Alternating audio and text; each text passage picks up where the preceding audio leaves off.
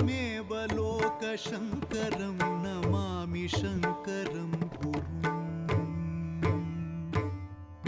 नमामि शङ्करं गुरुं नमामि शङ्करं गुरुं.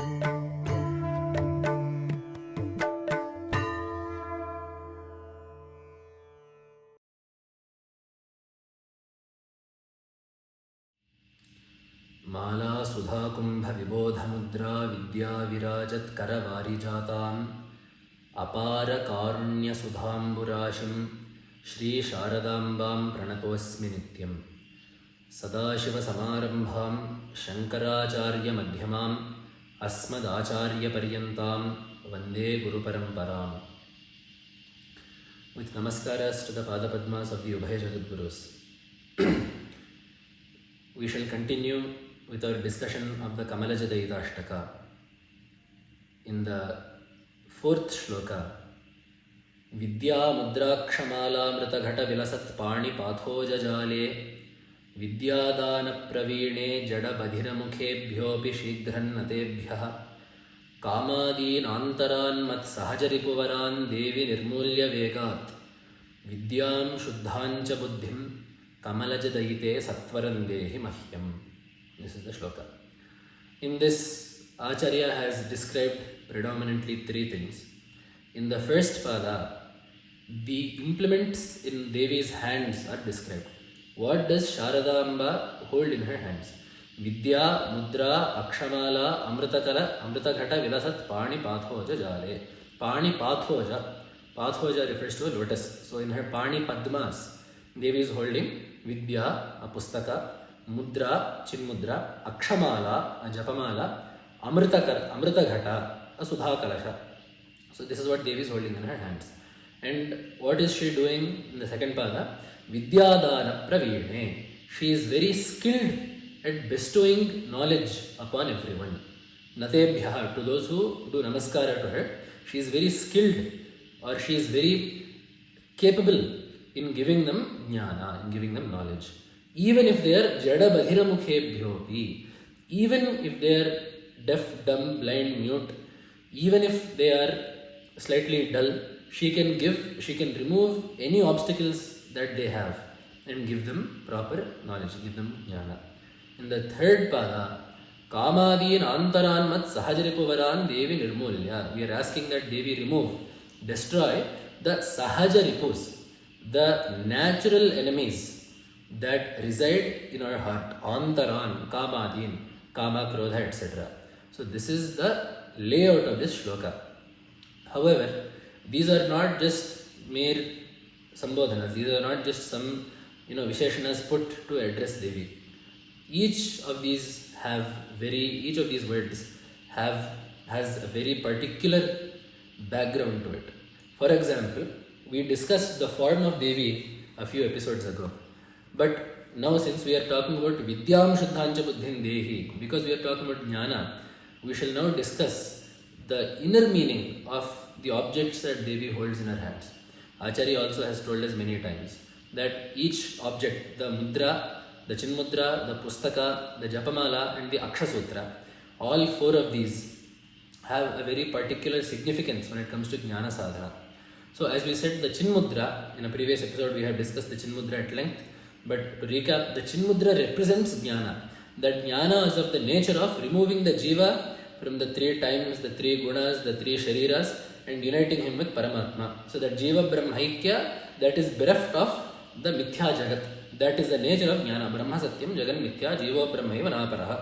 This is the nature of Jnana. This is what the Jnana is, and that is shown through the use of the Chinmudra. So the Chinmudra is the Jnana that needs to be gotten, that needs to be obtained. Then in one hand, Devi has a Pustaka, a Grantha. This represents Shastric knowledge, Adhyayana. So the Shastric knowledge is incredibly important for someone that wishes to get Jnana. Study of our text, Itihasas, Puranas, Nyaya, Mimamsadi, Shastras, all of this needs to be read, studied. Granthas, literature needs to be studied for the sake of obtaining Jnana. That is why we first have Shravana and Manana before we go to Nididhyasana.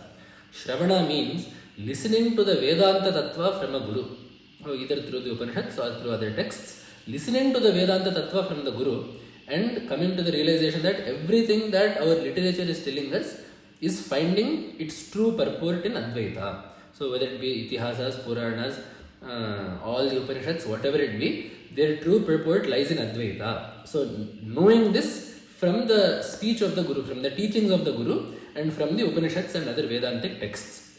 So this is Shravana. Then what is Manana? Through the use of Nyaya and Mimamsa, doing Vichara and coming to the conclusion through oneself that yes, whatever my teacher has told me, whatever the Upanishads are telling is true. To do this retrospection, you need Nyaya and Mimamsa. So for all of this, you need that Shastra Dhyana. So that book represents the Shastra Jnana. Then in one hand, Devi has a Japamala. This Japamala is indicative of Anushtana. So it is not enough just to read, but there needs to be some daily practice. There needs to be a daily regimen that we have in place in order to move forward in our sadhana. And the best implement for that is Japa. That is why Bhagavan also says in Gita, Yajnanam Japa Yajñosmi. Among all the yajnas, I am Japa Yajna. Why in another Smriti it is told, Ahimsaya cha bhutanam Japa Yajñah pravartate. When it comes to Japa, there is no himsa. So in things like upavasas and all, there will be some, some fatigue caused to the body. In other karmas, maybe some harm may be done to either yourself or someone else or something. There is a chance of that. But when it comes to Japa, there is no harm caused to anyone, there is no fatigue caused to anyone, there is no ill effect caused to anyone. There is only a good effect. So in that way, ahimsaya cha bhutanam japa yajñah pravartate. So that japa is said to be the foremost of all observances. And that japa mala is a sign of that japa. Because this upasana that is done, the japa mala is indicative of upasana, mantra japa. This upasana acts as a bridge between the karma kanda and the jnana kanda.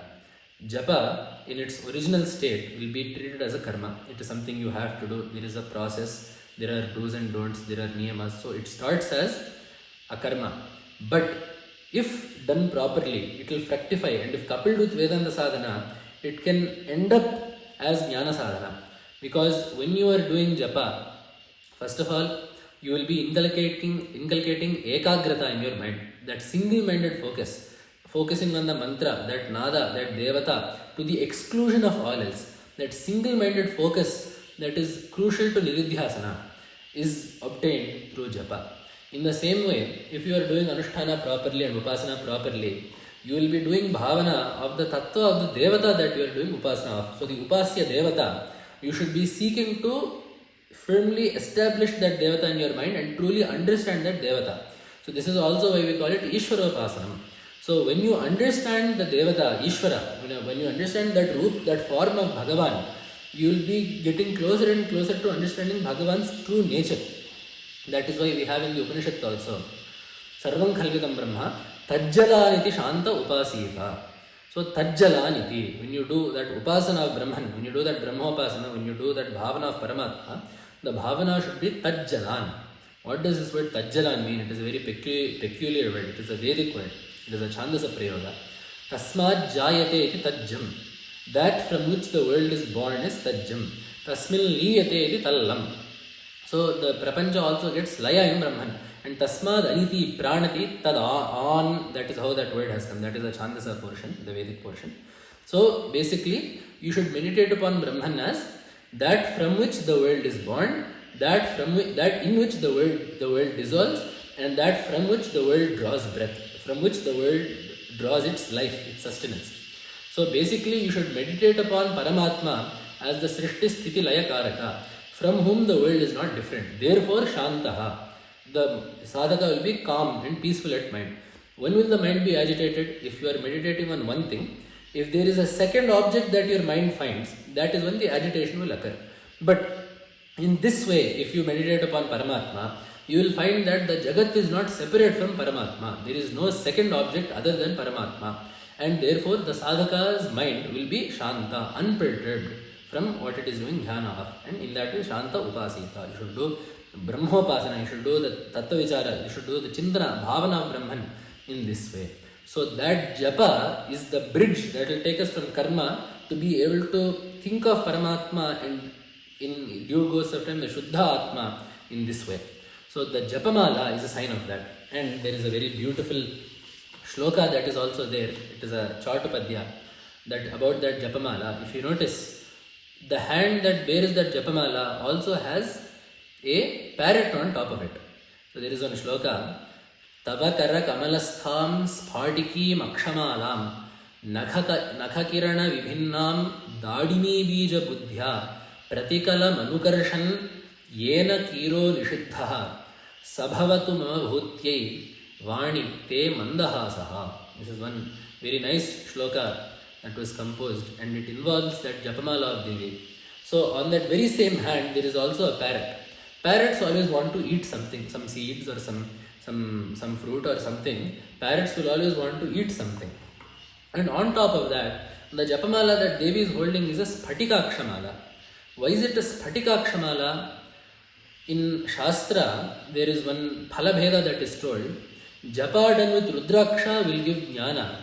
Japa done with a Sphatikakshamala will give Moksha. So generally we all are still in the stage where we want to get Jnana. We still need Chittashuddi. We still need that Ekagrata. Because we are still trying for all of these, we usually use a Rudrakshamala. People like Sannyasis, Paramahamsas, people rooted in the Jnana Marga, they will usually use Sphatikakshamala. Which is why if we notice, when Acharya, when the Jagadguru comes out in the Rajavesha during Darbar in Navaratri, in the hand, Acharya will be holding a Sphatikakshamala. So in that way, that is why, because Moksha is what Devi gives in the end, Devi is holding a Sphatikakshamala. And this Sphatika is transparent. It does not have a color of its own, but it just shows the color of whatever is behind it. So in that way, Devi is holding the Akshamala. Tava karakamalastam sphatikam akshamalam nakhakirana vibhinnam. So the tips of Devi's nails and also her hand also, they are all very red. Right? Because we call it a Pani Padma. And especially the tips of the nails will also be that light red in color. So when Devi is holding that Japamala with that hand, that redness of her nails is being found, is reflecting, or not even reflecting, is being seen in the Sphatikakshamala, because the Sphatika is translucent, it is transparent. So this Kira, the Kira means the Shuka, the parrot is looking at that Japamala that has turned red and is thinking that it is a group of pomegranate seeds. And therefore, thinking that otherwise clear Sphatikakshamala that has been made red by Devi's nails, thinking that Akshamala is a series of pomegranate seeds, the Shuka, that parrot is trying to peck at it because it wants to swallow those pomegranate seeds. But then Devi, with her smile, with a small smile, say te mandahasaha, with a small smile, Devi is diverting that parrot, saying, this is not what you think it is. This is not. These are not pomegranate seeds. This is a Japamala. So you stop pulling at it. Pratikala manukarshan kira. The kira, that parrot, is trying to pull at that Japamala, thinking that it is a pomegranate seed. But yena kiro nishiddha saha mandahasaha. So that smile that Devi has smiled in order to divert the parrot away from the Japamala, may that smile of Devi, that mandahasa of Devi, may that give us bhuti, may that give us shreyas and sampat and all of that. In this shloka, as a dhvani, the nature of the jiva has also been shown. The jiva seeks happiness in the bahya prapancha.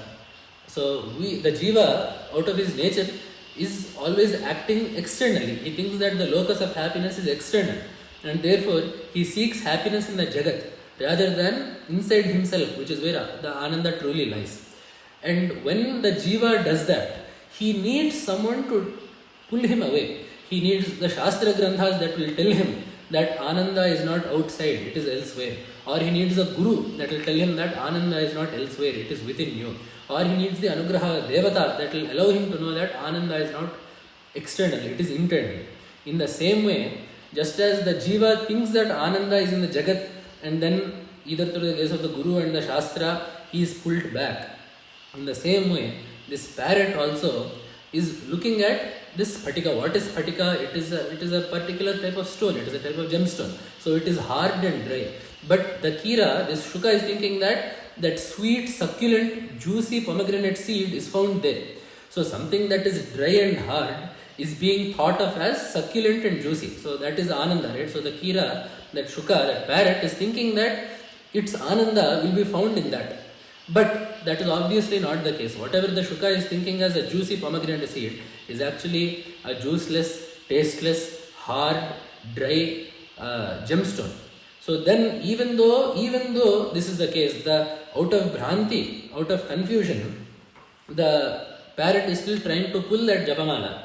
But it is Devi's hasa, it is that the smile of Devi, that Yena Kiro Nishiddha, that the Kira, that parrot is being pulled back from the Japamala. In the same way, it is the grace of Devi, it is the grace of the Guru, it is the grace of Devi as Vangmaya, because she is Vangmaya Rupini and she is Guru Mandala Rupini. So it is Devi as the Guru and as Shastra that allows the Jiva to pull himself back from this external Jagat and allow him to find happiness in himself.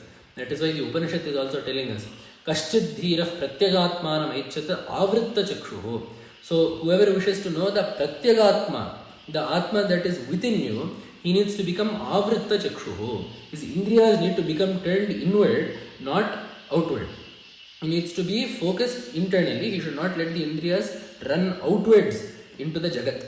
So all of this is told in that story involving the Japamala. So this is a very nice shloka that some Kavi has. We do not know even who wrote this shloka, but it is a very beautiful shloka involving the Japamala. This is called Bhranti Madalankara in Shastra. But all in all, this Japamala is indicative of the Anushtana that needs to be done. So that Japa that is conducive to Jnana sadhana is indicated by the Japamala. So, and then the last hand that we have is the Amruta Kalasha. So the Amruta the Amruta signifies the Ananda that is obtained. So through Jnana you get Moksha. In that state of Moksha you experience Ananda. So that Ananda is denoted by the Amruta Kalasha, because Amruta is first of all, it is very sweet, so it depicts Ananda. And the second thing is that Amruta is lasting. So generally when we are talking about Kshanika Anandas, fleeting pleasures, the example that Shastra usually gives is Srak Chandana Vanitadi. So Srak and Chandana. So Srak refers to a garland, Chandana is all these Sugandha Lepas and all that, but a garland, let us say. So when you wear a garland, it smells very good, it looks very nice. For how long? Maybe half an hour, 1 hour. After that, the flowers wilt.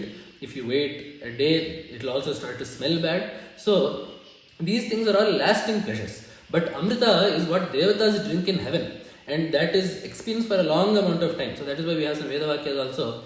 Apama Somam Amrita Bhuma. We have enjoyed the yagas, we have drank the Soma yagas, and we have become Amrita, which means that we have obtained Sukha for a very long period of time.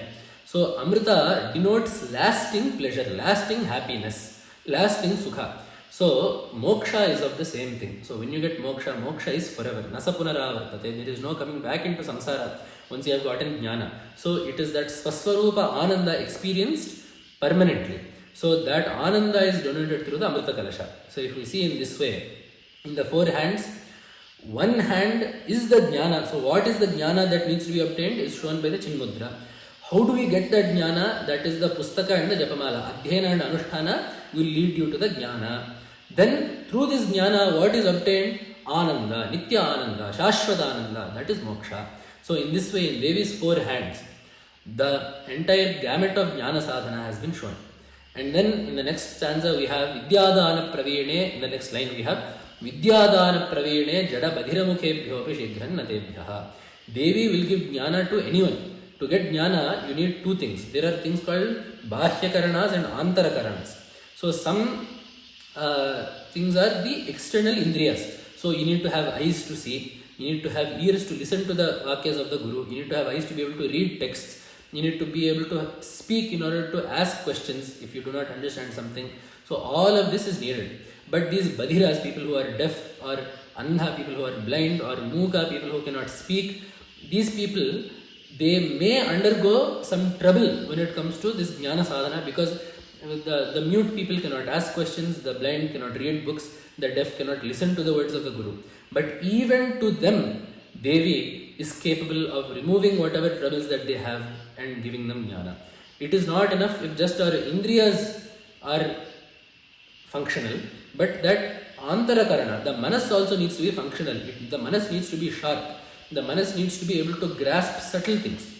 That is why also in Upanishad says, Drishyate Tvagriya Buddhya. This Atma Tattva can only be even thought of by people who have a very Sukshma Darshana.